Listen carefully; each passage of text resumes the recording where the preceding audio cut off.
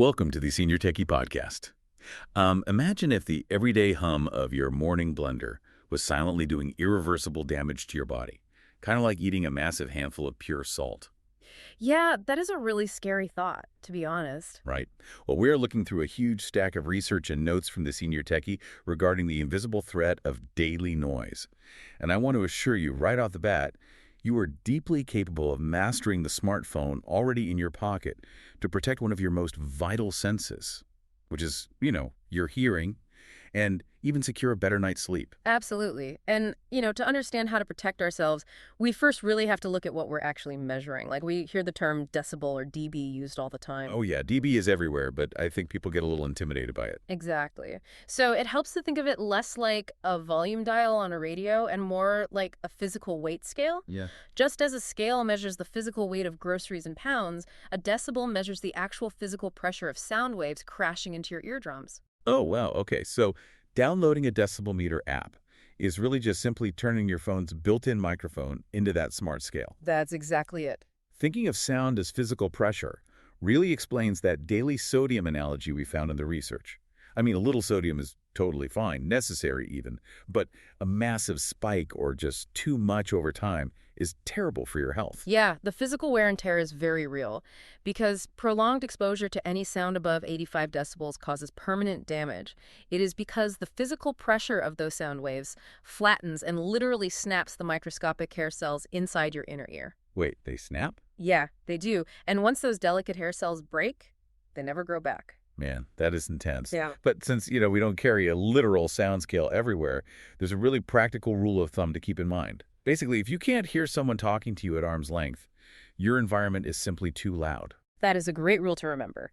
But for a more precise measurement, we have some fantastic and really user-friendly tools you can just download. For iPhone users, the sources highlight the NeoS SLM app. Right, the NeoS app. I read that one is an award-winning free tool validated by the CDC, so the accuracy is really top-notch. Yes, it is very reliable. And for Android users, the Sound Meter and Noise Detector app is an excellent free alternative.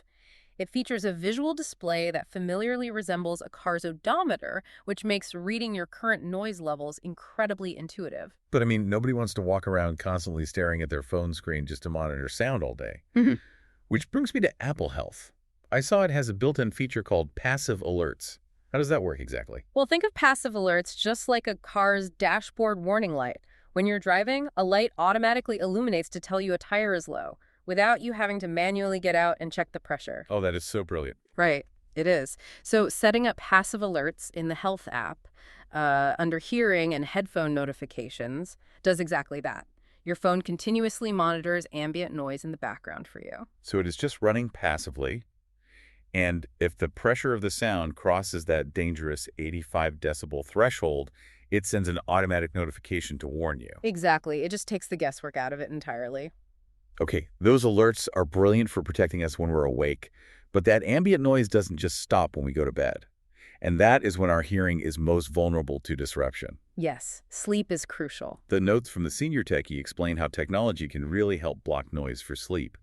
They highlight the Loop Dream earplugs, which use a really soft silicone that molds perfectly to your ear. Those are very comfortable. But there is also a digital gadget mentioned, the sound off noise masking earbuds, and they use something called pink noise. Okay, honestly, I have to push back here for a second. Mhm. How is pink noise any different from white noise?